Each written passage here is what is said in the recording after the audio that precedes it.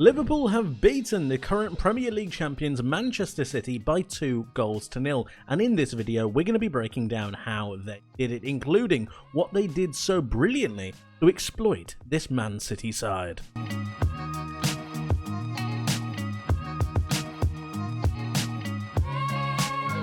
If we're completely honest, Liverpool didn't just beat Man City, they absolutely battered them. If you compare XG, Liverpool had an XG of 3.35 in this game, and City had an XG of 0.85. That is a huge difference, and it was down to a couple of really important moments. And a couple of really important changes that not only Pep Guardiola made, but also Arne Slot made to this Liverpool side. The battle was always going to be won and lost within the centre of the park. We know how much Manchester City like to dominate the ball, and we also know how composed on the ball Liverpool are.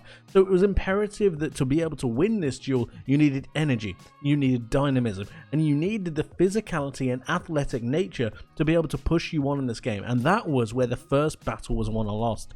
The midfield double pairing of Bernardo Silva and Ilkay Gundogan lacked the intensity that really was required to battle up against the likes of Alexis McAllister, Ryan Gravenberch and Dominic Szoboszlai. But it was the inclusion of Luis Diaz up front that really did give Liverpool the edge when going forwards. Cody Gakpo out on this left hand side, and of course the quality of Mo Salah shone through. But it was this midfield battle with Rico Lewis dropping into a midfield position while Matheus Nunes operated on this left hand side that really did leave Manchester City quite vulnerable. The operation of their high line to try and better and squeeze the pitch just made it a little bit easier for Liverpool, because they would play those direct passes over the top towards Mo Salah to be able to spin him beyond, and occasionally he did, and it happened to really positive and good effect. It was the athleticism of Liverpool's side in contrast with Manchester City's, in combination with Man City's extremely high line and the directness of play that Liverpool had, which gave them their first goal. And we can see this here and how it breaks down. So you've got Trent Alexander-Arnold in the centre of midfield who currently has the ball. This is because Liverpool actually aren't quite set. You've got Joe Gomez here, you've got Andy Robertson in Virgil van Dijk's position, and Virgil van Dijk in Andy Robertson's position. This has led Manchester City to want to try to press Trent Alexander-Arnold in the centre of the pitch. So you've got Phil Foden, you've got Gundogan, you've got Bernardo Silva, and you've got Rico Lewis all converging on Trent in the centre of the park. But what actually happens is that Trent plays an absolutely brilliant pass over the top towards Mo Salah, again isolating that high line that Manchester City really like to play, and it worked out pretty perfectly. I want to stop it here and show you this. Look at how high this Man City line is. It's so incredibly dangerous because Man City frankly do not have the recovery power or the physicality or the athleticism to be able to get back and match the Liverpool players pace for pace, run for run. And it just so happens that it isolates a 1v1 duel between Akanji and Mo Salah, which we're going to see a little bit later. But just keep an eye on these Man City players and have a think about the recovery times that they need to be able to get into position to make themselves set. It goes to Mo Salah, and look at the acres of space that they've got. This has been afforded to Liverpool because of Man City's extremely high line, wanting to play them offside, but if it doesn't work, it's extremely dangerous. Mo Salah is going to get the ball and then square up with Akanji right here. This is huge danger.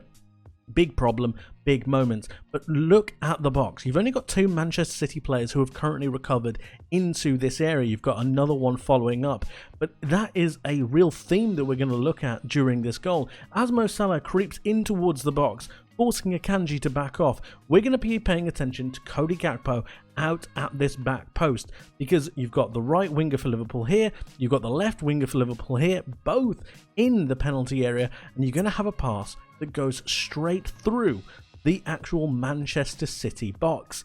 And it's this run that goes beyond Kyle Walker, behind Kyle Walker, something that Walker doesn't notice at all, that is going to be absolutely crucial. He doesn't notice this run, and he will pay for it. Cody Gakpo makes a fantastic run towards the back post, and this pass is absolutely unbelievable. It's special. It's special from a special player, and in fact this entire goal, from the Trent pass The Salah pass to the Gakpo run is special. It carved Manchester City open, and if we're honest, it should have been a whole lot more than just one. They had so many other chances, but this is the one that they took. This is absolutely fantastic. They thoroughly deserved this. Like I said, they carved Manchester City open pretty perfectly. Liverpool absolutely dominated that first half, and it was down to the midfield composition that really didn't work well enough for City. But in the second half, things were changed, and this is what Pep Guardiola did. He brought on Savinho and he brought on Doku to really hold that width. He then pushed Rico Lewis into a more attacking midfield position along with Phil Foden, and essentially what you had was these 5 Manchester City midfielders and attackers. This allowed them to gain a width towards the pitch and give them options to have runs in beyond Liverpool's midfield and defence. The problem is that Liverpool have a great adaptability within the game, let alone between matches. And what this adaptability gave them was the chance for them to make themselves really nice and compact. In making themselves so narrow and so compact between the lines, it meant that the spaces that Manchester City were trying to exploit simply just weren't there. And whenever Robertson was isolated in a 1v1 with Savinho, or when Trent was isolated in a 1v1 with Doku, even though they might have lost those 1v1 duels, there was always a second or a third player to come and help and recover in a position. It was this athleticism and dynamism due to the actual tactical setup that Liverpool had that allowed them to recover the ball so quickly. And then it was about turning over and isolating those duels with those Manchester City defenders who we know would always be holding that extremely high line. It was through this increased pressure and the inclusion of Darwin Núñez that led to Liverpool getting their opportunity for their second goal. But before we take a look at that, let's take a look at this moment right here, because I just want to highlight the positions of these Liverpool players to highlight how aggressive they were in this game. So you've got Jarrell Kwanzaa here on this right hand side, and he's quite close over to this left hand side towards Ake. But you've also got Andy Robertson here, who is so close to Savinho. These are fullbacks, remember, and look how high up they are.